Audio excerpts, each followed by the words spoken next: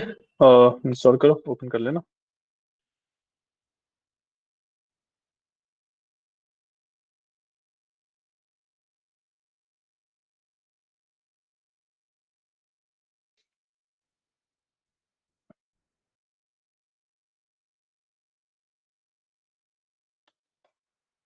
अभी कैसे ओपन होता है?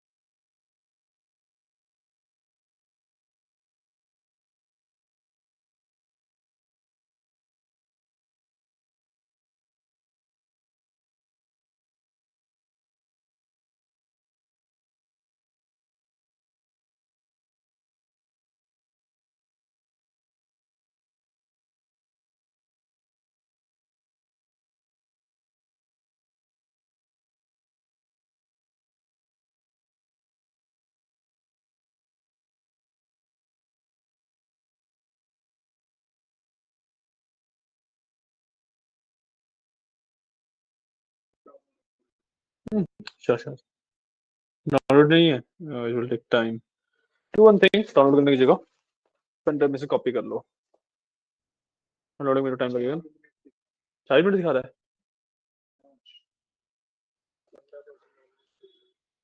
हाँ, देख लो, चलो थोड़ा टाइम वेट करके देख लो, अगर होता तो ठीक है, आप कॉपी भी कर सकते हो। हाँ, और 4-5 मिनट बचेंगे।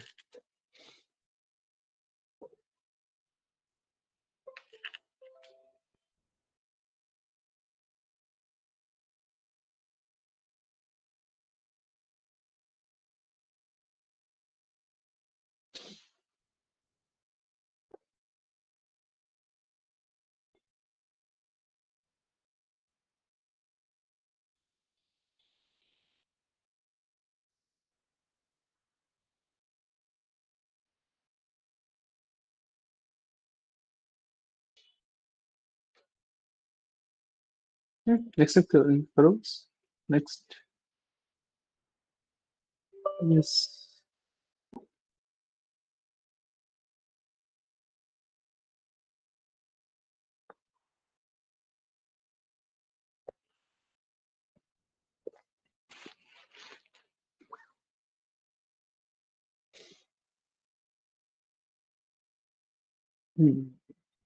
काफी स्लो है।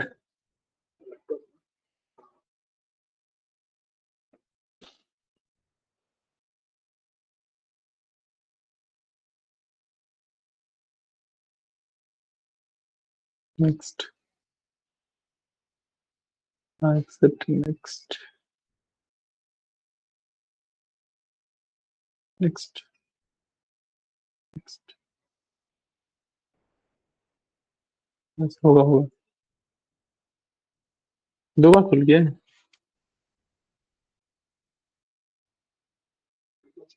हाँ, इसको बंद कर दो।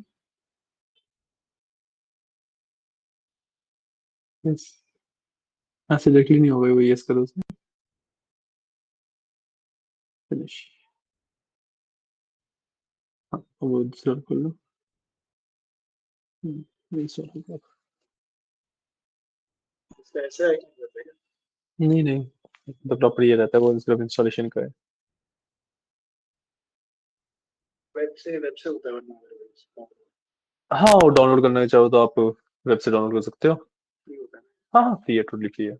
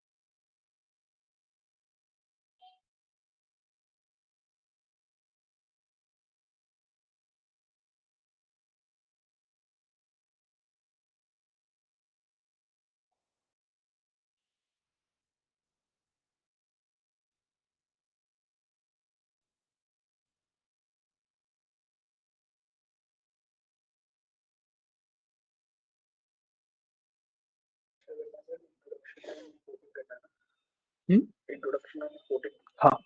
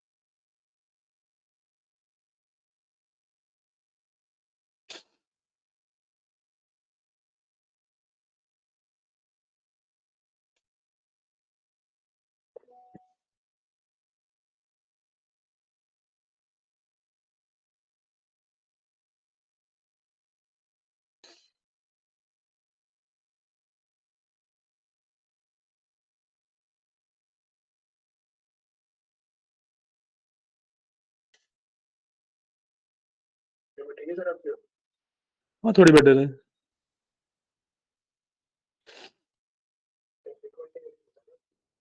नहीं नहीं, अभी वो थोड़ा ठंड की वजह से हो गया है, ऐसे नहीं होता। ठंड की वजह से भी इसी बार हो गया, जब लाइक बहुत ज्यादा बढ़ जाती है ठंड तब थोड़ा सा हो जाता है। हाँ, तब तो कोई इशू नहीं, तब तो आ रहा हूँ। ना तो ऑफ ले लेता।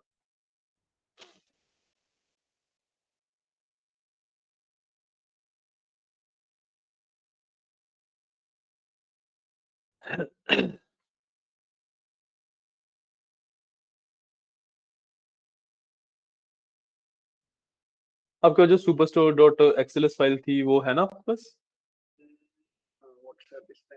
व्हाट्सएप पे है, तो उसे भी डाउनलोड कर लेना साथ ही। वो उसी को इंपोर्ट करेंगे हम एक्चुअली पावर बीआई में।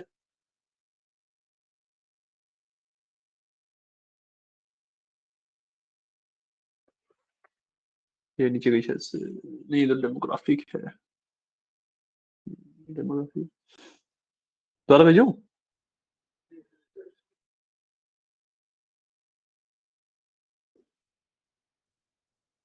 हाँ ये रही।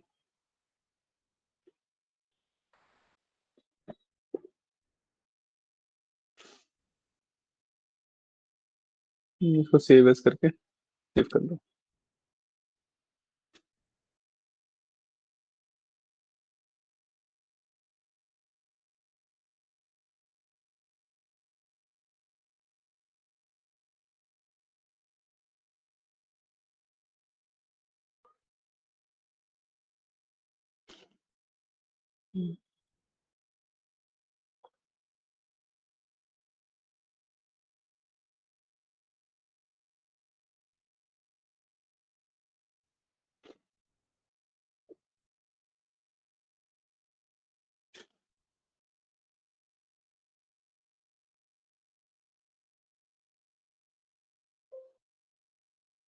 मैंने तुम्हें टाइम लिमिट बताई थी और तुम्हारे कोर्स कंप्लीट होने की क्या बताई थी? हाँ ठीक है ठीक है ठीक है।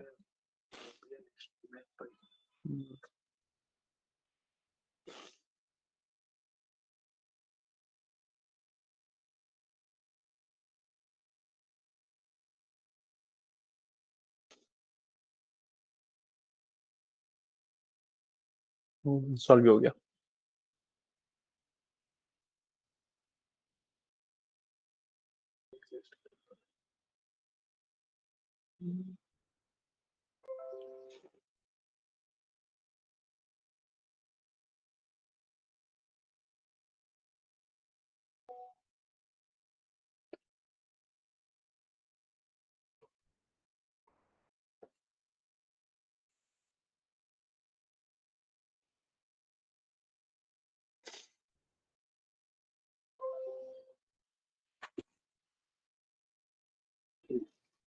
डन।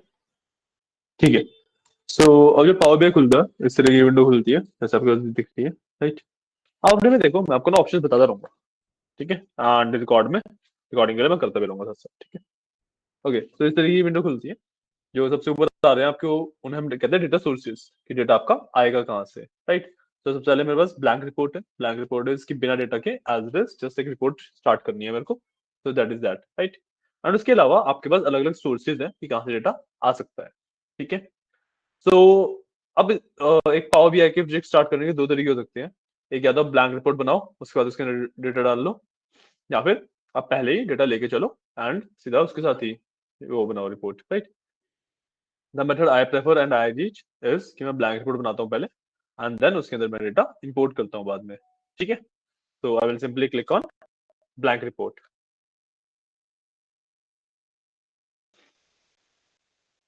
ठीक है, इस तरीके से ब्लैंक रिपोर्ट खुल जाती है और पहली बार किया है तो इसे ट्यूटोरियल वगैरह कट करने पड़ेंगे। हाँ, ठीक है, इस तरीके में बस ये ब्लैंक रिपोर्ट खुल जाती है। इसमें आप टॉप साइड पे देखोगे तो आपके रिबन टैब है, उसके अंदर अलग अलग टैब्स हैं और हर एक टैब के अलग अलग टूल्स हैं आपके पास।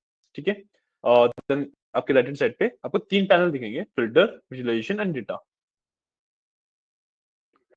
ठीक है, तो बाय डिफॉल्ट विजुअलाइजेशन खुला हुआ होगा आपका and data and filter close होंगे। ठीक है, सो विजुअलाइजेशन में आपके सारे चार्ट्स अवेलेबल है, जो भी आप चार्ट्स प्लॉट करते हो। डेटा के अंदर आपका जो डेटा होगा वो आपने जिस भी तरीके से ट्रांसफॉर्म कर रखा है, जिस भी तरीके से उसको मॉडिफाई कर रखा है, वो सारा रहेगा। ठीक है, एंड फिल्टर्स के अंदर आप अपने डैशबोर्ड के ऊपर फिल्टर्स अप्लाई कर सकते हो, वो वाला पार्ट रहेगा। ठीक है, लेफ्ट हैंड साइड पे अगर आप आओ, जो बीच में व्हाइट कलर का रिपोर्ट व्यू है, उसमें बेसिकली आपको दिखता है कि आप क्या बना रहे हो। लेफ्ट हैंड साइड पे अगर आप आओ तो वहां पे आपको छोटे छोटे आइकन दिख रहे हैं, 5, right. First one is the report view जो खुला हुआ है। Second one is the table view, जिसके अंदर जो मेरा डेटा है वो टेबलर फॉर्मेट में प्रॉपर्ली दिखता है। And third one is my model view. Model view में डिफरेंट डिफरेंट टेबल्स को आपस में रिलेट कर पाता हूँ, कनेक्ट कर पाता हूँ। ठीक है, अब सबसे पहले स्टार्ट करते हैं डेटा इंपोर्ट करने से। Report view, report view, table view, model view. ठीक है, लास्ट के जो एक्सएमएल व्यूज, टीएमडीएल व्यूज होते हैं, टेक्स्ट व्यूज वगैरह, उसकी हमें नीड नहीं होती।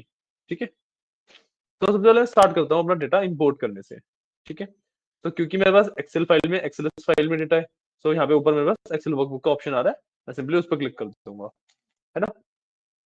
करो करो, मैं एक्सेल वर्कबुक क्लिक करूंगा, it will open up me my file manager, और जहाँ पे मेरा डेटा है वहां से मैं डेटा को इंपोर्ट कर लूंगा।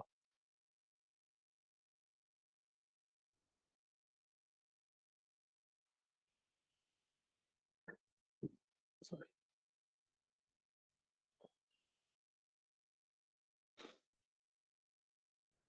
ठीक है, अब जो मेरा पैनल आया है उसके अंदर राइट हैंड साइड पे अभी no item selected for preview आ रहा है, एंड लेफ्ट हैंड साइड पे मेरे पास मल्टीपल टेबल्स आ रहे हैं जो मेरे को दिख रहे हैं, राइट। अब इसके अंदर 4 टेबल्स हैं, और जब मैंने इंपोर्ट एंड एक्सपोर्ट विजार्ड कराया था तब भी मैंने बताया था कि जो बीच वाला ऑर्डर्स, डॉलर, फिल्टर, डेटाबेस करके होता है, ये सिर्फ मेटा डेटा का टेबल है, इसको हम कंसीडर नहीं करते, तो हम बाकी तीनों को टिक कर दूंगा मैं। ठीक है, उसके आगे चेकबॉक्स आ रहा है ना, उनको मैं टिक कर दूंगा बाकी तीनों को ही। ठीक है, कि मतलब मेरे को बाकी तीनों टेबल अपने इंपोर्ट करने हैं। नहीं नहीं, लोड नहीं करना है। ठीक है, मैंने टिक कर दिया कि मेरे को बाकी तीनों टेबल अपने इंपोर्ट करने हैं। ठीक है, अब अगर आपका डेटा ऑलरेडी प्रिपेयर्ड है तो आप सीधा उसको लोड करते हो, बट ये डेटा रो है, इसको हमें पावर बीआई के लिए प्रिपेयर करना पड़ेगा, राइट। सो प्रिपरेशन के लिए you have to do transform data, and जैसे मैं यहाँ से ट्रांसफॉर्म डेटा पे क्लिक करूंगा, मेरे पास मेरा पावर क्वेरी एडिटर खुल जाएगा। एक्सेल के अंदर भी होता था जो, सेम ही एडिटर मेरा पावर बीआई के अंदर भी होता है। ओके, तो खुला।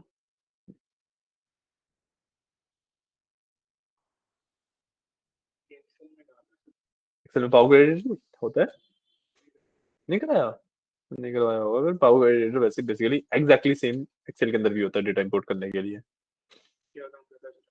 इसका काम रहता है कि मैं अपने डेटा को ट्रांसफॉर्म कर सकता हूँ, डुप्लीकेट रिमूव करना, नल वैल्यूज रिमूव करना, टेबल को स्प्लिट करना, कॉलम्स को स्प्लिट करना, और टेबल में वैल्यू डालना, हटाना, डेटा क्लीनिंग वगैरह का पूरा part, cleaning, transforming and last में इंपोर्टिंग, पूरा बात इसमें रहता है। ठीक है, तो अगर ठीक है आपने नहीं किया था तो इसको भी एक बार एक्सप्लेन कर देता हूँ छोटे से टर्म्स में। तो इसमें सबसे ऊपर तो वही आपका रिबन टैब है, और आप देन टूल्स की कैटेगरीज है अलग अलग, राइट, टूल्स हैं अलग अलग। उसके जब नीचे आते हो बीचों बीच आपको आपका टेबल दिख रहा है, तो दैट इज योर प्रीव्यू। ठीक है, उसके जस्ट ऊपर, प्रीव्यू की जस्ट ऊपर आपको एक लाइन दिख रही होगी जिसके अंदर थोड़ा table dot transform something something something लिखा हुआ है ना। That is your power query space, इसके अंदर आप पावर क्वेरीज को रन करते हो। ठीक है, अब लेफ्ट हैंड साइड पे आपको एक पैनल दिख रहा होगा क्वेरीज के नाम से, है ना। क्वेरीज के अंदर आपके जितने भी टेबल्स होते हैं वो एग्जिस्ट करते हैं। ठीक है, सो पावर क्वेरी एडिटर के टर्म में मैं टेबल को एक क्वेरी कहता हूँ। ठीक है, और राइट हैंड साइड पे मेरे पास जो क्वेरी सेटिंग्स है उसके अंदर दो पैनल्स है मेरे पास, एक है प्रॉपर्टीज एंड एक है अप्लाइड स्टेप्स। ठीक है, प्रॉपर्टीज इज बेसिक प्रॉपर्टी की नाम क्या है, डिस्क्रिप्शन वगैरह क्या है, एंड अप्लाइड स्टेप्स इज कि जो जो मैं स्टेप करता जाऊंगा वो यहाँ पे दिखते जाएंगे मेरे को। ठीक है, अब इसमें एक चीज होती है, इसमें ना आप कंट्रोल जेड नहीं कर सकते। अब मान लो आपने कुछ गलत कॉलम डिलीट कर दिया, कुछ किया, तो आप कंट्रोल जेड नहीं कर सकते। ठीक है, so what you have to do is कि जैसा आपने डिलीट किया उस डिलीशन का जो स्टेप है वो अप्लाइड स्टेप में दिख जाएगा। एंड अप्लाइड स्टेप में जितने भी स्टेप्स होते हैं उनके आगे ना क्रॉस का साइन आता है, जब उस पर क्लिक करोगे मतलब वो स्टेप वहां से हट जाएगा। Basically right. ठीक है, और इसका एक चीज और भी होती है पावर क्रिएटर में कि जब आप कुछ भी कर रहे हो तो प्रीव्यू में तो दिख रहा है कि आपको वो हो रहा है, बट एक्चुअली आपके डेटा के ऊपर वो हो नहीं रहा होता है। जब आपने अपने सारे स्टेप्स कर लिए हैं उसके बाद जब आप फाइनली अप्लाई करते हो उसको, तब वो डेटा के ऊपर वो स्टेप्स अप्लाई होते हैं एंड डेटा आपका इंपोर्ट किया जाता है।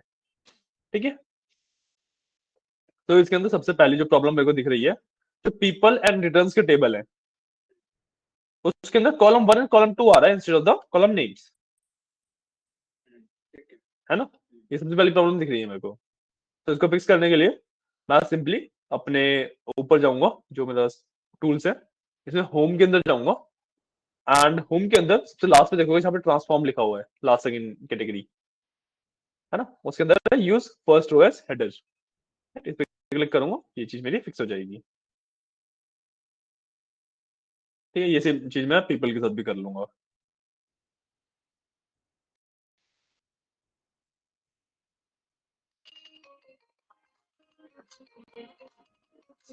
गिनने से पहले करना पड़ेगा होगा।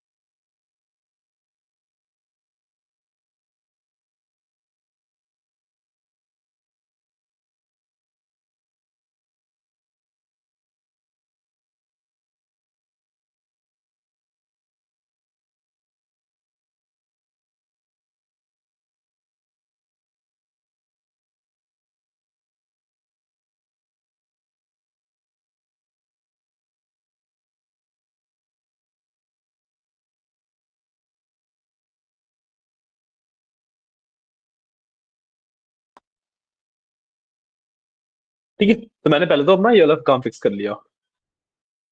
क्लियर है। अब जो पीपल एंड रिटर्न्स वाला टेबल है उसके अंदर इतना ही काम था मेरा। मैं आता हूँ ऑर्डर्स वाले टेबल के अंदर जिसके अंदर मेरे को मेरा मेन काम करना है। हाँ, पीपल और रिटर्न में अब और कुछ चेंजेस नहीं करने। ऑर्डर्स में तो ऑलरेडी लिखा हुआ है। नहीं नहीं, ऑर्डर्स के अंदर हमें काफी सारे चेंजेस करने हैं। तो वो करने हैं फर्स्ट रो एज हेडर्स। नहीं नहीं, वो नहीं करना, और स्टेप्स करने हैं। ठीक है, तो मैं ऑर्डर्स वाले में आता हूँ। सबसे पहले तो मेरे को एक कॉलम दिख रहा है रो आईडी का, जो कि मेरे किसी काम का नहीं है, इसमें सिर्फ काउंटिंग लिखी हुई है। ठीक है, तो मैं इस पे राइट क्लिक करूंगा and I will simply remove this. Column के नाम पे राइट क्लिक करना होता है। ठीक है ना, हट गया ये। नाउ ऑर्डर आईडीज है, इसके अंदर मे भी डुप्लीकेट कर ही रहे हैं, कर कह सकते हैं, मेरे को सामने ही दिख रहे हैं, first and second party duplicate है ना। तो I will do is again column के नाम पे मैं राइट क्लिक करूंगा and I will do remove duplicates. Order ID में रिमूव डुप्लीकेट्स। ठीक है, मैं इससे डुप्लीकेट्स रिमूव हो जाते हैं। तो एक्सेल में भी ऐसी सेम रहता है ना। हाँ, पावर क्वेरी मतलब एग्जैक्टली सेम होता है पावर क्वेरी एडिटर, एक्सेल के अंदर, पावर बीआई के अंदर, और जैसे आप किसी उसमें जाते हो लेट्स से पावर पॉइंट वगैरह के अंदर भी सेम चीज आती है, मतलब उसके अंदर वर्ड्स वगैरह में वर्क हो रहा है तो थोड़ा सा डिफरेंट हो जाता है। हाँ, एक्सेस के अंदर, हाँ ये बहुत ज्यादा कन्वीनियंट है डेटा क्लीनिंग के लिए, तो इसलिए हम इसको प्रेफर करते हैं। ठीक है, मैं तो एक्सेल के अंदर भी पावर क्वेरी एडिटर से ही करवाता हूँ, जो डुप्लीकेट रिमूविंग है, नल वगैरह रिमूविंग है, तो काफी इजी रहता है इससे। ठीक है, मैंने अब ऑर्डर आईडी में से अपना और जो डुप्लीकेट थे उसे रिमूव कर दिया। ठीक है, और जब मेरे पास नेक्स्ट काम आता है ना, नेक्स्ट काम करने से पहले we will understand one thing. वो वाला नहीं चलेगा, दूसरा वाला चलेगा शायद से, हाँ ये चलेगा। ठीक है, we will understand one thing कि डुप्लीकेट्स और रेफरेंस में क्या डिफरेंस होता है। ठीक है, तो डुप्लीकेट्स में तो हमें पता ही है क्या होता है कि मेरे एक टेबल है, उसको अगर मैं डुप्लीकेट करूंगा तो सेम एक और टेबल बन जाएगा, है ना। और रेफरेंस का क्या मतलब होता है, रेफरेंस में भी रेफरेंस लेता हूं तो सेम एक और टेबल ही बन जाता है। इनमें डिफरेंस क्या है, जब मैंने टेबल को डुप्लीकेट किया तो जो दोनों टेबल है मेरे वो इंडिपेंडेंट है। ऐसा नहीं है कि मैं मेन टेबल में कुछ चेंजेस करूंगा तो डुप्लीकेट वाले में भी होगा, या डुप्लीकेट वाले में करूंगा उसमें भी होगा। इंडिपेंडेंट होते हैं वो, प्रॉपर कॉपीज होते हैं वो। रेफरेंस वाला ऐसा नहीं होता। रेफरेंस वाले में मास्टर एंड स्लेव या फिर पेरेंट एंड चाइल्ड का कंसेप्ट आता है। ठीक है, master slave and parent child कहते हैं, एक्चुअल टर्म से ही। ठीक है, तो इसके अंदर क्या होता है, एक टेबल में मास्टर टेबल होगा, ठीक है, एक उसका रेफरेंस होगा।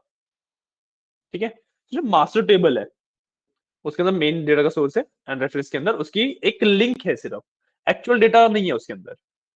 तो इसका हमें पॉइंट क्या मिला कि जो रेफरेंस टेबल है और मैं उसमें से लेट्स से मैंने 2 कॉलम डिलीट कर दिए तो मास्टर को कुछ भी फर्क नहीं पड़ेगा। बट अगर मैंने मास्टर में से 2 कॉलम रिमूव कर दिए तो वो उसमें वहां पे इफेक्ट पड़ेगा। तो मतलब मास्टर के ऊपर डिपेंडेंट है आपका रेफरेंस टेबल। ठीक है, जो भी चेंजेस मैं मास्टर के अंदर करूंगा वो आपके रेफरेंस टेबल के अंदर भी दिखाई देंगे। ठीक है, हमें इसी तरीके से एक रेफरेंस टेबल बनाना है। ठीक है, what we need to do is कि जो ऑर्डर्स वाला मेरा टेबल है उसको मैं पहले मैं रीनेम करता हूँ। मैंने उसके नाम पे क्लिक किया, रीनेम किया, इसको मैंने मास्टर नाम दे दिया। क्वेरी में यहाँ पे इस पे राइट क्लिक करके रीनेम किया मैंने और इसको मास्टर नाम दे दिया। हाँ,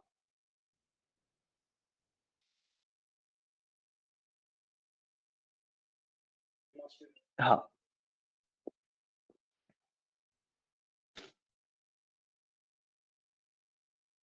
ठीक है।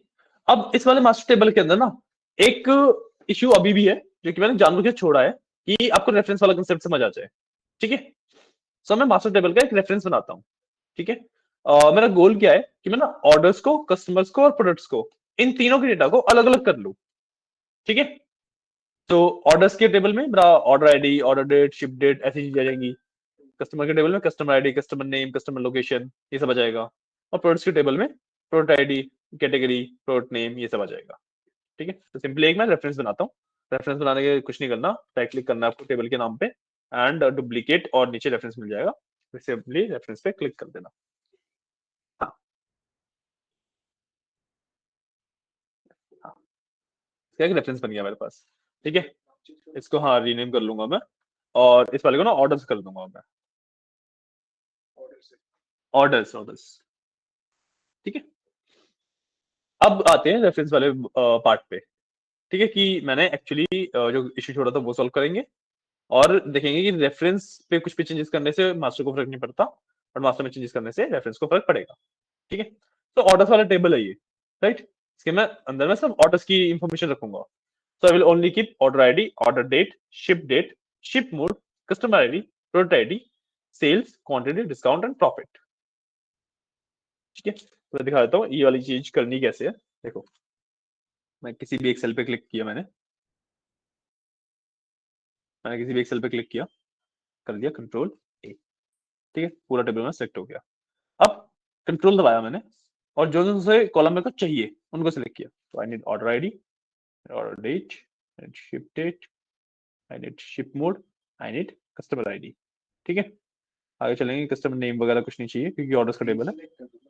हाँ, डिसलेक्ट कर रहा हूँ, मैंने सबको ऑल सेलेक्ट करके डिसलेक्ट किया। ठीक है, तो मेरे को प्रोडक्ट आईडी चाहिए। ठीक है, एंड लास्ट में से ये चारों चाहिए मेरे को। तो I need sales, I need quantity, I need discount, I need profit. ठीक है, अब जो मेरे सिलेक्टेड कॉलम है उसमें से किसी के भी नाम पे जाके राइट क्लिक किया मैंने, and I will do remove columns. मेरे सारे रिमूव हो गए, देख रहे हो। ऑर्डर आईडी ये सब बचा, उसके बाद मेरा customer ID and product ID है, sales quantity, discount and profit है। ठीक है, क्लियर है, समझ आया। हाँ हाँ, कर लो कर लो, चलो कर लो कर।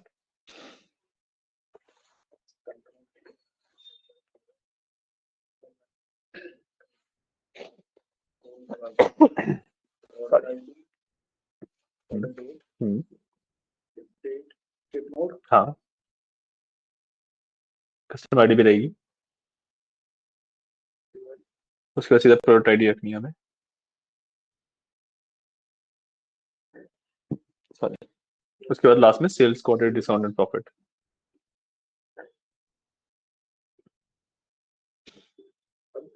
अब कंट्रोल छोड़ दो, अपने इसके अंदर उधर से तरफ स्लाइड करो, नहीं स्लाइड करो, स्लाइड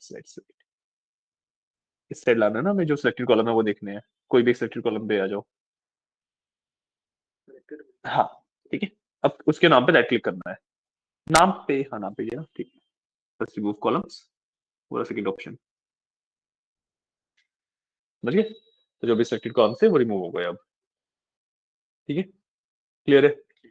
ठीक है, अब सेम तरीके से मैं एक रेफरेंस और बनाऊंगा, और हाँ जैसे हमने इसमें से कॉलम्स रिमूव किए, तो मास्टर में जाके देखो, मास्टर में कॉलम्स एज इट इज है, जैसे हमारा पहला ओरिजिनल डेटा था वो एज इट इज है, ठीक है ना? मैं मास्टर से एक रेफरेंस और लेता हूँ, ठीक है, और इसका नाम मैं रखूंगा कस्टमर्स।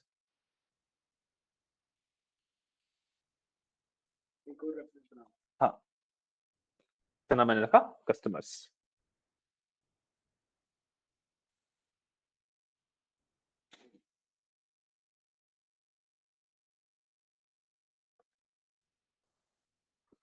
डन, ठीक है। अब कस्टमर्स वाले में मैं सिर्फ कस्टमर की इंफॉर्मेशन रखूंगा, अगेन करूंगा कंट्रोल ए करके मैंने सब कुछ सिलेक्ट किया, एंड कस्टमर आईडी से टीचर तक सब कुछ रखूंगा। So customer ID, customer name, segment, country, city, state, postal code and region, ठीक है, मैंने यहाँ तक सब कुछ रखा। रीजन तक सब कुछ रखना है, रीजन के कॉलम तक, तो कस्टमर आईडी से रीजन तक कुछ, के बाद रिमूव कर दो, बस राइट क्लिक किया, रिमूव कॉलम्स, ठीक है। अब अगला रेफरेंस हमें एक और बनाना है वैसे तो, बट उससे पहले हम एक चीज देख लेते हैं, ठीक है। अब तुम ना एक इश्यू नोटिस करो कि जो हमारा पोस्टल कोड का कॉलम है वो हमारा डेटा टाइप उसका 1 2 3 आ रहा है, मतलब अगर आप पोस्टल कोड के आगे यहाँ पे देखोगे ये ना डेटा टाइप होता है इस कॉलम का, जो लिखा हुआ है, राइट? तो 1 2 3 आ रहा है, मतलब ये इंटीजर में ले रहा है, ठीक है। नंबर वाइज अगर मैं सिंपली देखूं तो इंटीजर होने चाहिए ये, है ना? बट पोस्टल कोड को ऐसा तो है नहीं मैं दो पोस्टल कोड को प्लस कर सकता हूँ, that is not logical, right? So actually जो डेटा टाइप है वो टेक्स्ट है ना, राइट? अब देखो यहाँ पे पोस्टल कोड में 1 2 3 दिखा रहा है, एंड इस वाले में भी जो पोस्टल कोड में जाता हूँ तो ये रहा, इसमें 1 2 3 दिखा रहा है, ठीक है। तो मैं ना मास्टर में चेंज करता हूँ, मास्टर में मैंने इसे टेक्स्ट कर दिया, ठीक है। अब अगर मैं कस्टमर्स में जाके देखूंगा तो कस्टमर में देखो टेक्स्ट हो गया, समझ गया ना? कि मैं मास्टर में चेंज करूंगा तो उसकी जितनी भी रेफरेंस है उन सब में अंदर वो चेंज हो गई, बट अगर मैं रेफरेंस में चेंज करूंगा तो मास्टर को कुछ फर्क नहीं पड़ेगा, ठीक है। इस तरीके से मैं अपना डेटा टाइप चेंज कर सकता हूँ पोस्टल कोड का। नहीं यहाँ पे नहीं, ये जो 1 2 3 लिखा है ना इसके ऊपर क्लिक करना पड़ेगा आपको, हाँ ऐसे टेक्स्ट, ठीक है, ये भी कर लिया। अब हम एक और रेफरेंस बनाएंगे, नेम्ड प्रोडक्ट्स। हाँ मास्टर से एक और रेफरेंस लूंगा मैं प्रोडक्ट के नाम से,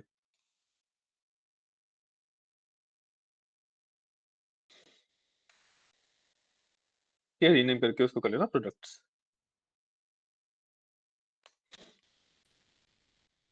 और प्रोडक्ट्स के अंदर हम प्रोडक्ट आईडी, सब category, category and product name, ये 4 कॉलम रखेंगे सिर्फ,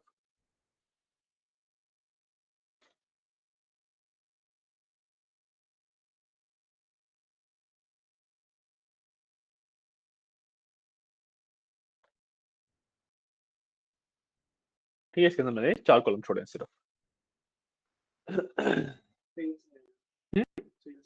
सेल्स वगैरह नहीं आए, ठीक है। आपको समझ आ रहा है कि मैंने सेपरेट आउट किस बेसिस पे किया है?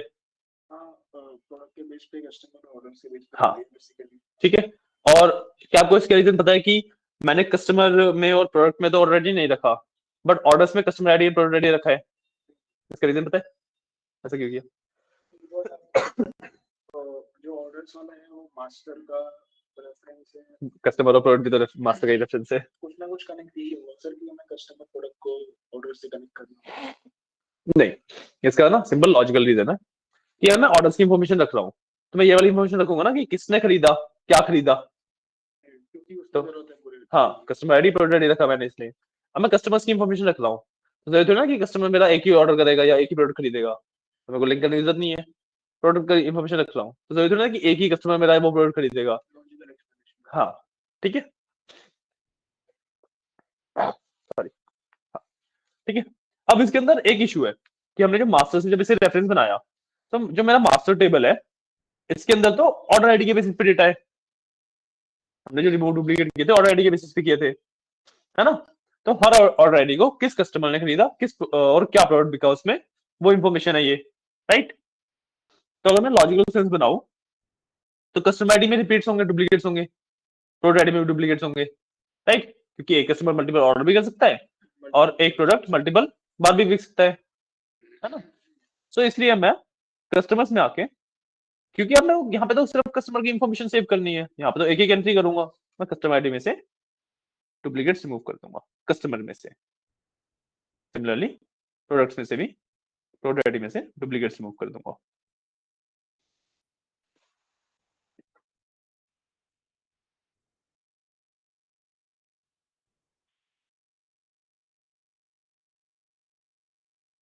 ठीक है, अब यहाँ पे हमारा डेटा प्रिपेयर हो चुका है, ठीक है। इसके अलावा हमारे पास जो ऑप्शन है वो आप और एक्सप्लोर भी कर सकते हो ऊपर के, अगर करना चाहो तो एक बार रीड आउट दे दो, ठीक है। होम को, ट्रांसफॉर्म को, ऐड कॉलम वगैरह को रीड आउट दे दो कि कोई ऑप्शन ना समझ आए, वैसे तो देखो नाम से समझ आएंगे सारे ऑप्शन।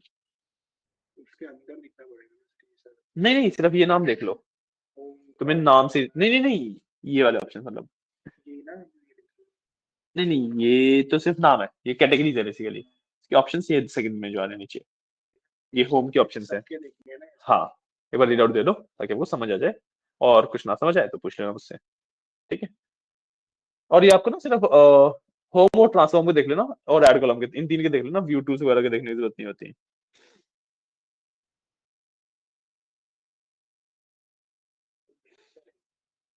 तो नाम पढ़ लो बस, क्योंकि ना नाम से समझ आएंगे सारे ही, कोई भी ऐसा नहीं होगा जो नाम से ना समझ आए।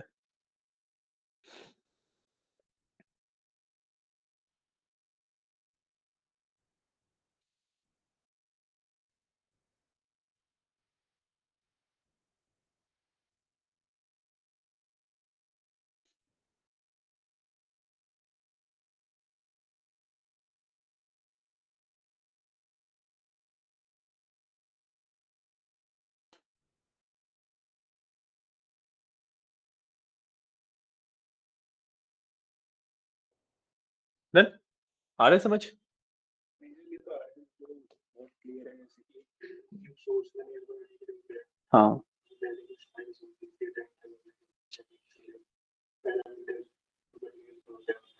हम्म,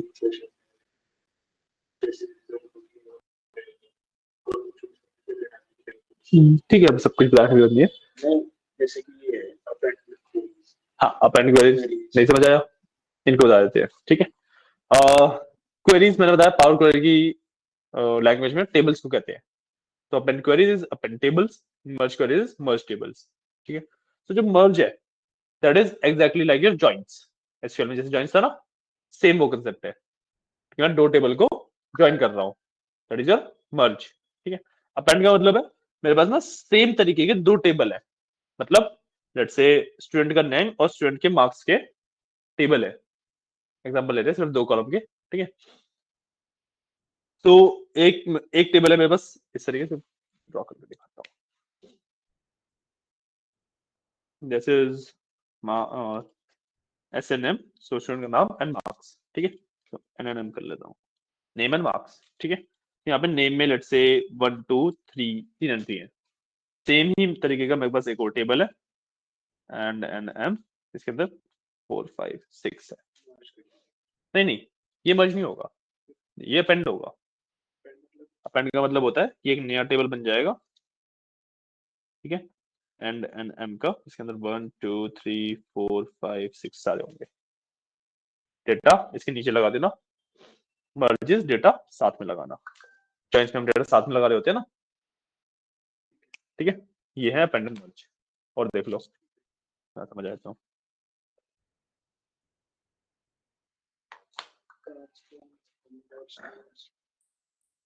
फिर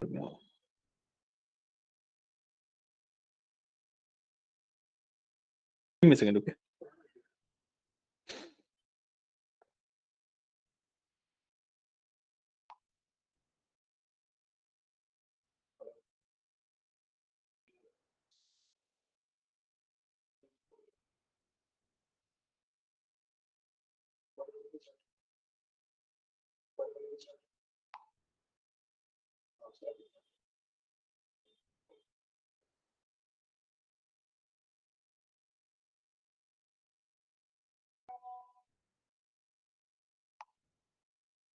ठीक है, ठीक है। और क्या नहीं समझा?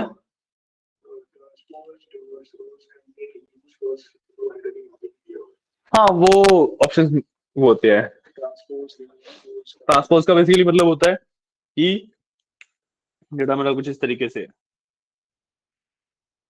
और लेट्स से ऐसा है, एंड नेम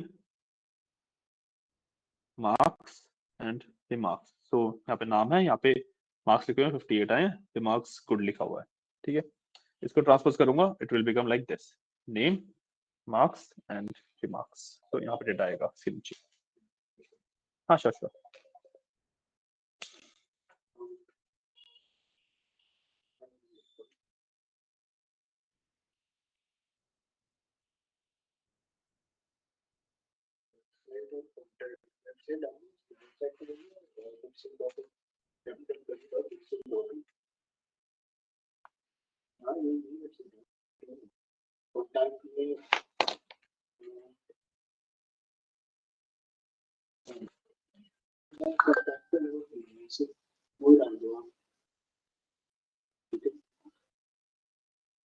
देखो, जैसे मैंने यहाँ पे ट्रांसपोज किया, मेरा डेटा ये था, इस वे में चेंज हो गया।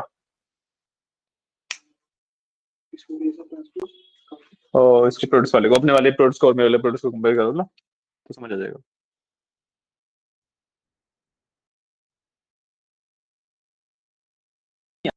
चलो, आपने कर लिया। मैंने कहा था कि आप अपने वाले प्रोड्यूस को जो अनट्रांसपोज्ड है और मेरे वाला ट्रांसपोज्ड है, उसको कंपेयर करके देखो तो समझ आएगा। क्या डिफरेंस है? हेलो, क्या डिफरेंस स्पॉट कर पा रहे हो? कितना कम कैसे हो गया डिटेल्स? क्योंकि लेंथ बढ़ गई। यूज क्या होगा?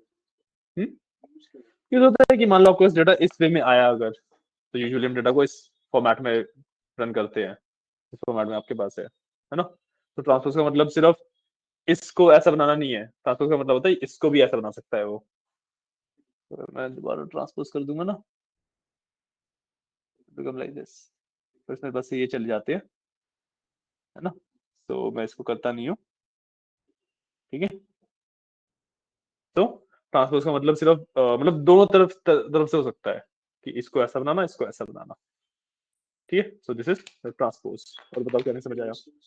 है रिवर्स रूल्स? वो कुछ नहीं है, जो लास्ट रो है वो उठ गया जी, मतलब लास्ट वाली फर्स्ट बन जाएगी, लास्ट सेकंड सेकंड बन जाएगी, बस ये होगा।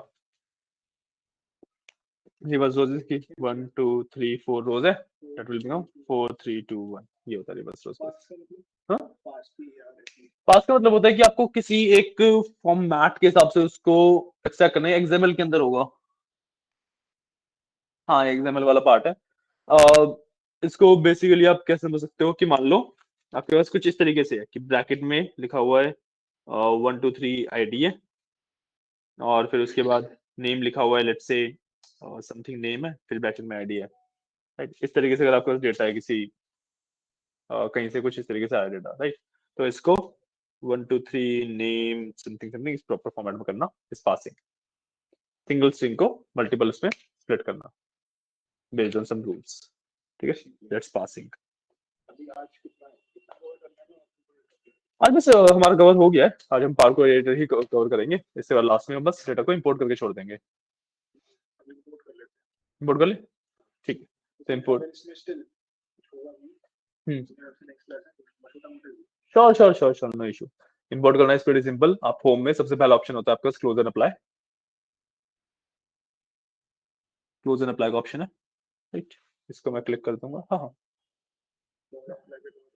हाँ, क्लोज एंड अप्लाई ऊपर क्लिक करो, एरो पे। हाँ, ठीक है, it will take a second, ये इस पॉइंट पे थोड़ा सा टाइम लेगा पावर बीआई इंपोर्ट करने में, ठीक है, बट जैसे आप देखो ना तो डेटा में इंपोर्ट होने लग जाएगा वो डेटा।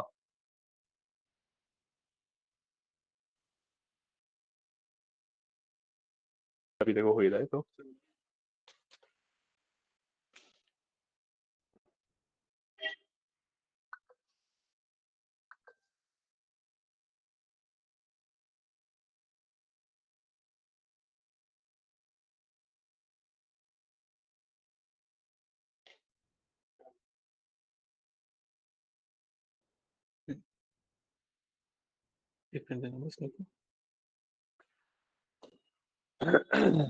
ठीक है, तो इसके बाद हमारा डेटा इंपोर्ट हो जाता है, ठीक है, और 15 मिनट है, let's do one thing, relationship भी बिल्ड ही कर लेते हैं।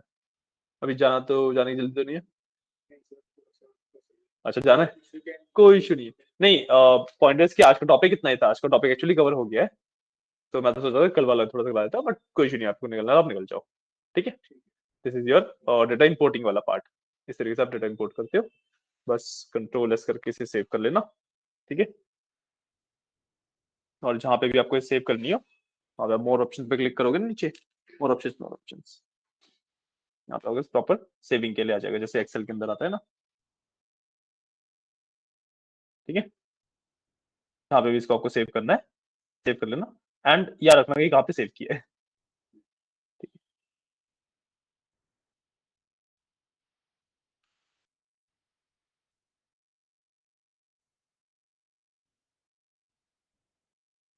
ठीक है, अब आपने जैसे सेव कर लिया ना, तो अब जैसे आप फाइल के अंदर जाओगे यहाँ पे, तो नीचे रिसेंट्स में यहाँ पे दिख भी जाएगा आपको, जैसे 1 PM 9 AM, अच्छा अभी नहीं दिख रहा, फिर मैं एक बार ओपन करूंगा तो दिख जाएगा।